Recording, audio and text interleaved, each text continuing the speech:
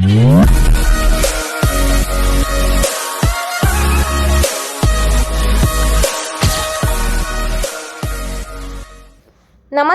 श्री स्वामी समर्थ.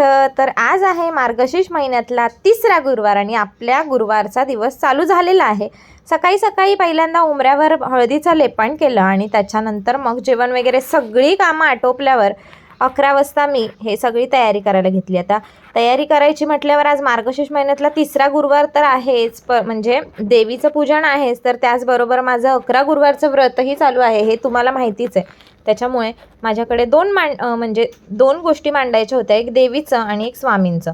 स्वामींचं काही जास्त मांडायला लागत नाही, एक नारळ आणि आपलं माळ वगैरे ठेवायची असते, बाकी काही इतकं मांडणी नसते. परंतु देवीचं मांडायला खूप वेळ लागतो. तर मी असा विचार केला की आपण एक काम करूया, आता पहिल्यांदा मांडून घेऊयात 12च्या आतमध्ये आणि त्याच्यानंतर मग 4 वाजल्यापासून संध्याकाळी जितक्या वाजता होईल तितक्या वाजेपर्यंत आपण मग ते वाचून घेऊयात.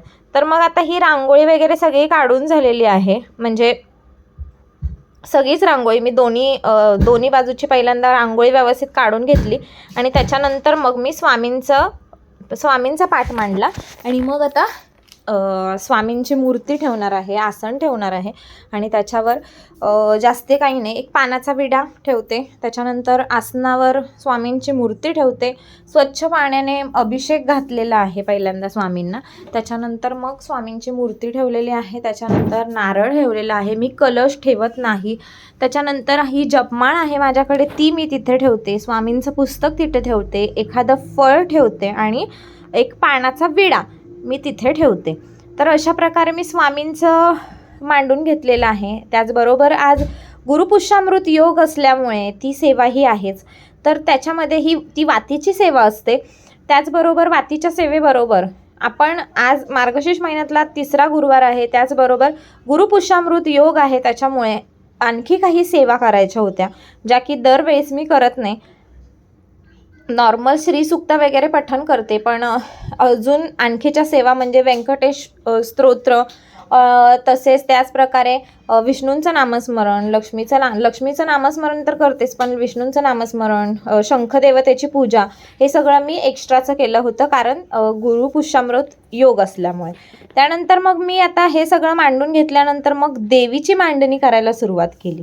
आता देवीची मांडणी करताना मी म्हटलं आज जरा वेगळ्या प्रकारे देवीला नटवूयात, म्हणून मग मी पहिल्यांदा माझ्याकडे एकतर मोठा कलश नाही आहे, तर जर समजा मोठा कलश असेल तर पटकन त्याच्यामध्येच पाणी ओतून आपल्याला साडी नेसवता येते किंवा आपण जे पण करायचं असेल ते पटकन करता येतं, पण माझ्याकडे मोठा कलश नसल्यामुळे मग मी खाली एक तांब्या घेतला, त्याच्यामध्ये तांदूळ भरून घेतले आणि मग त्याच्यावर मी हा कलश ठेवला. कलशामध्ये आपण दररोजचं दुर्वा, त्याचबरोबर 1.25 रुपयाचं नाणं, त्याचबरोबर सुपारी आणि तांदूळ टाकून 5 प्रकारची पानं लावून, आपण विड्याची पानंसुद्धा लावू शकतो, पण मी 5 प्रकारची पानं लावते. गेल्या वेळेस मी अख्ख्या फांद्या लावलेल्या, ह्यावेळेस पानं लावली. त्याच्यानंतर मग ही ब्लाऊजचे पीस आणलेले मी आणि ब्लाऊजचे पीस आणून मी स्वतःही साडी नेसवली आहे. म्हणजे काय केलं तर पहिल्यांदा निर्या करतो तशा प्लेट्स करून घेतल्या आणि मग नंतर धाग्याने मागे बांधून घेतली आणि नंतर ही व्यवस्थित अशा प्रकारे सेट करून घेतली. तो व्हिडिओ मी काढला नव्हता, म्हणजे मी काढलेला पण तो वाकडा तिकडा झाला आणि मग त्याच्यामुळे मी टाकू शकली नाही. तर मी बाकी काही केलेलं नाही आहे, प्लेट्स केल्या आहेत आणि मागच्या साईडून धाग्याने बांधून घेतलेलं आहे. तर तुम्ही बघू शकता अशा प्रकारे साडी नेसवली मी. खूप म्हणजे जेव्हा आपण वेगळं काहीतरी करतो ना देवीचं, तेव्हा खूप छान वाटतं, अगदी खरोखरचीच देवी घरी आल्यासारखं वाटतं. त्याच्यानंतर मग मी दागिने घालत होते देवीला, दागिने घातले वरती, हे अशा प्रकारचा दागिना घातला. त्याच्यानंतर अजून मोत्यांच्याच, म्हणजे मी असा विचार केला आज मोत्यांनी पूर्ण सजूया, मोत्यांची ज्वेलरी सगळी घालत होती मी. आणि खरंच म्हणजे शेवटी इतकं छान वाटलं की म्हणजे आपण जेव्हा देवीला नटवतो, मी दरवेळेस एकाच प्रकारे म्हणजे गेल्या वर्षीपर्यंत दर गुरुवारी मी एकाच प्रकारे नटवायची देवीला, पण यावर्षी असा विचार केला की दर गुरुवारी आपण वेगळा काहीतरी साज करूया देवीला, जेणेकरून तुमच्यापर्यंत ही एखादी वेगळी नटवण्याचं म्हणजे देवीला तयार करण्याची पद्धत तुम्हाला कळेल आणि आपल्याला पण एक वेगळं वाटतं ना, घरात एक वातावरण खूप छान वाटतं किंवा आपल्या घरी देवी आल्यासारखं असं वाटतं. खूप छान वाटतं ते सांगता न येण्यासारखं आहे. तर मग म्हणून मी यावेळेस म्हणजे 4ही गुरुवार वेगवेगळं काहीतरी करावं म्हणून मी वेगळं काहीतरी करण्याचा प्रयत्न केला आहे. तर तुम्ही पाहू शकता आपली देवी तयार झालेली आहे आणि मग आता लास्टला आपण वेणी घालणार आहोत, गजरे लावणार. तर हा गजरा वेणी आहे ती खरोखरची वेणी आहे फुलांची आणि हा जो गजरा आहे तो खोटा. आता मार्केटमध्ये खूप ते प्लॅस्टिकचे गजरे आलेले आहेत, ते खूप छान वाटतात दिसायला. तर ते गजरे मी फक्त देवीसाठी मी नवीन आणले होते, कारण माझ्याकडे आहेत ते गजरे, पण ते वापरलेले कसे वापरणार, त्याच्यामुळे मी हे गजरे देवीला वेगळे घेऊन आली. त्याच्यानंतर हा दुसरा ब्लाऊजचा पीस आहे. हा ब्लाऊज पीस मी प्लेट्स केल्या आणि तो वरून देवीला चुनरी हवी वगैरे म्हणून मग मी अशा प्रकारे वरून प्लेट्स करून हे देवीला वरून लावलं आहे आणि ह्याच्यावरून आता मी गजरा लावून घेणार आहे. हे सगळं झाल्यानंतर देवी इतकी छान दिसत होती. आता मी किती वेळा सांगणार ना की इतकी छान, तुम्ही तर बघालच की पूर्ण देवीचा लास्ट लुक कसा आहे ते खूप छान दिसत होती. मला असं वाटत होतं की खरोखरचीच देवी आली आहे की काय माझ्या घरी, आणि घरातल्यांना पण खूप छान वाटलं की खूप छान म्हणजे सजवली आहेस देवीला किंवा खूप छान तू केलं आहेस ते. त्याच्यानंतर मग मी चौरंग मांडला आणि त्याच्यावर अष्टदल कमल काढून घेतलं. स्वस्तिक काढला तरीही चालतो, तर मी अष्टदल कमल काढून घेतलं आणि त्याच्यावर मग ही देवी ठेवून घेतली. देवी ठेवताना पण खूप मला भीती वाटत होती, कारण त्याच्यावर 2 तांबे ना आणि खालचा तांबा भरलेला होता तांदळाने, त्याच्यामुळे ते खूप जड झालं आणि मला ती खूप भीती वाटत होती, पण ठेवला मी व्यवस्थित. त्याच्यानंतर ह्या 2 समया मी गेल्याच व्हिडिओमध्ये ह्या 2 समया ठेवल्या आहेत, पण मी तुम्हाला सांगायला विसरली. ह्या 2 समया मी विकत घेतल्या नाही आहेत. तर ह्या 2 समया माझ्या ओवीच्या बाबांची बहीण म्हणजे माझ्या नणंद आहेत, त्यांनी भाऊबीजला ह्या 2 समई गिफ्ट दिल्या आहेत. त्यांचं असं मत होतं तू खूप देवीचं म्हणजे खूप देवांचं वगैरे असं मांडणी वगैरे की जे म्हणजे तुला आवड आहे काही ना काहीतरी करायची, तर त्याच्यामध्ये तुझ्याकडे समई नाही आहे. माझ्याकडे समई आहे पण एकच आहे, तर तुझ्याकडे जोड्या नाही आहेत, म्हणून मग त्यांनी भाऊबीजला ही गिफ्ट दिलं आहे, म्हणजे 2 समयांचं गिफ्ट दिलेलं आहे. तर मग अशा प्रकारे आपली मांडणी होत आलेली आहे. त्यानंतर मग आपलं श्रीयंत्र मी ठेवून घेतलं. त्याच्यानंतर आज गुरुपुष्यामृत योग असल्यामुळे शंखदेवते म्हणजे आपण विष्णूंची पूजा करणार आहोत, तर शंखदेवतेचं सुद्धा पूजन आपण करणार आहोत, म्हणून शंख तिथे ठेवून घेतलेला आहे. त्यानंतर श्रीयंत्रसुद्धा ठेवलेलं आहे, फळं ठेवलेली आहेत. त्यानंतर कमळगट्ट्याची माळ आपण तिथे मांडून घेतलेली आहे. त्यानंतर आपण विड्याची पानं तिथे ठेवून घेणार आहोत आणि अशा प्रकारे आपली सगळी पूजा मांडून झालेली आहे. आणि पूजा मांडल्यानंतर आता मी फक्त पूजा मांडून घेणार आहे, पूजा करणार नाही आता, कारण आता वाजल्यात 12, त्याच्यामुळे 12 वाजता कोणतीही पूजा करू नये, कोणतीही पूजा वाचू नये, त्याच्यामुळे मी फक्त मांडली.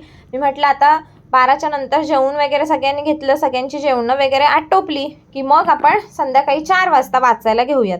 मग मी वाचायला घेतलं. पहिल्यांदा तर मी पूजा करून घेतली पहिल्यांदा, कारण मी पूजा केली नव्हती, फक्त मांडून घेतलेलं दुपारी, आणि त्याच्यामुळे मग मी आत्ता पूजा करून घेतली.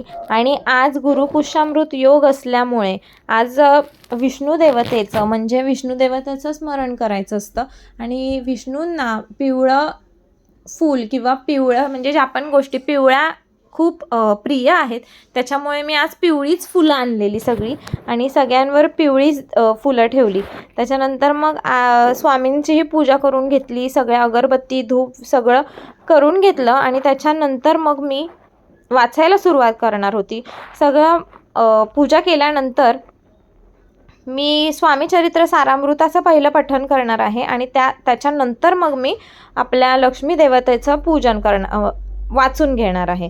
तर त्याच्या अगोदर स्वामीचरित्र सारामृत वाचण्याच्या अगोदर 11 माळी जप करावा लागतो. तर मी 11 माळी जप केला आणि त्याच्यानंतर मग स्वामीचरित्र सारामृत वाचायला घेतलं आणि त्यानंतर मग आपलं जे महालक्ष्मीचं जे पुस्तक आहे त्याचं पठण केलं. आता हे सगळं करताना मला साधारण मी 4 वाजता बसलेली, मला 7 वाजले उठायला.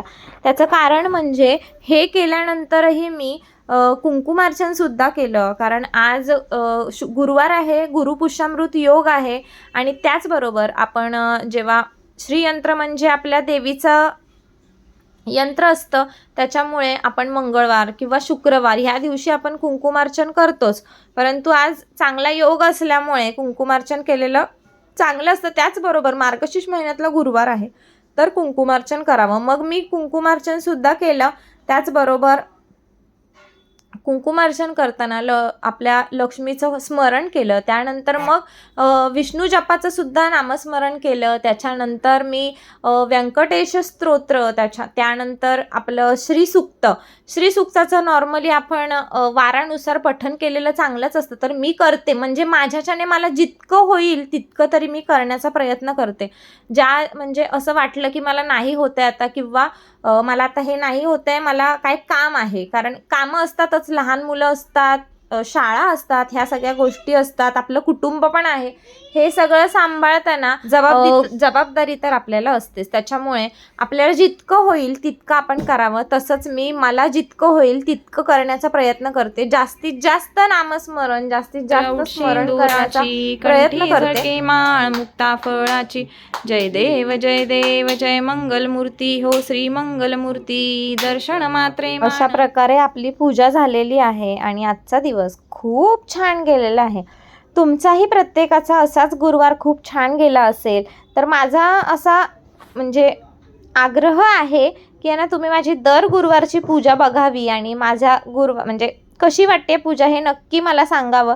कारण मी खूप त्याच्यासाठी मेहनत करते की एखादा म्हणजे तुमच्यापर्यंत काहीतरी आयडिया पोचावी की बाबा अशी साडी नेसवावी, किंवा मला जितकं जमेल तितकं मी वेगळं काहीतरी करण्याचा प्रयत्न करते. तर नक्की तुम्ही माझे व्हिडिओ बघा आणि कसे म्हणजे आजचा जो व्हिडिओ बनवलेला आहे, आजची जी साडी नेसवलेली आहे ती कसं वाटतंय हेही नक्की तुम्ही मला कमेंट करून सांगा. तर नैवेद्यही तयार आहे आणि देवाला नैवेद्यही दाखवलेला आहे आणि खूप छान वाटलं, खूप छान वातावरण होतं, पॉझिटिव्ह वातावरण होतं. आणि आज जरा वेगळ्या प्रकारे पूजेची मांडणी केली, साडी नेसवली आहे. हे 2 वेगवेगळे ब्लाऊज पीस आहेत आणि ह्या ब्लाऊज पीसने मी साडी नेसवलेली आहे. गेल्या वेळेस डिरेक्टली म्हणजे दरवेळेसच ती रेडीमेड भेटते बांधायची, त्याने मी साडी नेसवते, पण आज जरा वेगळं काहीतरी करायचं ठरवलं. तर मग कशी वाटली साडी नेसवलेली ते मला कमेंट करून सांगा आणि आजची पूजा कशी वाटली तेही कमेंट करून सांगा. नैवेद्याला मी फार काही केलं नव्हतं आज, आणि त्यातल्या त्यात तुम्ही म्हणाल की तू इतकं सगळं करतेस आणि तू साडी का नेसत नाहीस, तर माऊली आणि चिनू ह्या सगळ्या गोष्टीमुळे म्हणजे घरात लहान मुलं असली ना की जमतच नाहीत सगळ्या गोष्टींनी. त्यातल्या त्यात आज व्यंकटेश आपलं आज गुरुपुष्यामृत योग असल्यामुळे त्या सुद्धा सेवा करायच्या होत्या. त्याच्यामुळे आजचा दिवस माझा कसा गेला हे माझंच मला माहिती नाही. तर मी विचार केला जाऊ देत आज पिवळ्या कलरचा आपण कुर्ता घालूयात, कारण पटकन म्हणजे मी सकाळी केस धुतलेत तर मला केस विंचरायला सुद्धा टाइम भेटला नाही. इतकं म्हणजे कसं असतं घरात असणाऱ्या बायकांना फक्त देवाचं तर देवाचं, किंवा फक्त जेवण तर जेवण, ह्या सगळ्या गोष्टी नसतात, जबाबदाऱ्या खूप असतात. लहान मुलं असली तर जास्तच, मुलांना शाळेत म्हणजे आता शाळेला सुट्टी आहे क्रिसमस वेकेशन, परंतु ट्युशन चालू आहेत, माऊली शाळा आहे, त्याच्यामुळे मग खूप गडबड होते. तर या सगळ्या गडबडीतून म्हणजे प्रत्येक स्त्रीचंच असतं तसं, माझंच आहे असं नाहीये, तर या सगळ्या गडबडीतून मी इतकं करण्याचा प्रयत्न केला. त्यातल्या त्यात माझे 11 म्हणजे स्वामींचे 11 गुरुवारही चालू आहेत, तर तेही स्वामी चरित्र सारामृतचं तेही वाचायचं होतं. मग सगळं ह्या सगळ्या गोष्टींना वेळ लागला. तर अशा प्रकारे आपला आजचा दिवस छान गेलाय. नैवेद्य पण आपला साधाच बनवलाय, मी साधा बनवलाय म्हणजे भाकरी बनवली. आता तुम्ही म्हणाल चपाती तरी बनवायची, तर भाकरी ह्यासाठी बनवली आहे कारण गेल्या आठवड्यामध्ये पारायण होता आणि मग ओवीच्या बाबांना चपाती सकाळ संध्याकाळ चपाती लागायची. मग आम्ही वेगळी आम्हाला सवय काय आहे, सकाळची चपाती आणि संध्याकाळी भाकरी खायची सवय. पण जर सकाळ संध्याकाळ चपाती खाऊन खाऊन इतका कंटाळा आलाय की मग ओवीचे बाबा बोलले की राहू देत, जरी उपवास असेल तरी ठीक आहे, भाकरी गरम गरम कर पटकन आणि आपण भाकरीच खाऊयात. त्याच्यामुळे मग भाकरी बनवली, भजी बनवल्या, अळूची वडी बनवली, डाळ भात मस्तपैकी हाच जेवणाचा बेत आहे. आणि चला मग पूजा कशी वाटली नक्की कमेंट करून सांगा. आणि हो, मला तुम्ही नक्कीच सपोर्ट करा. तुमच्या सपोर्ट शिवाय मी पुढे जाऊ शकत नाही, तर तुमचा सपोर्ट मला खूप महत्वाचा आहे. तुम्ही आत्तापर्यंत इथपर्यंत मला पोहोचवलं त्याच्यासाठी खूप धन्यवाद. आणि मला खूप पुढे जायचंय. जर माझं काही चुकत असेल तर नक्की कमेंट करून सांगत जा, परंतु मला सपोर्ट द्या.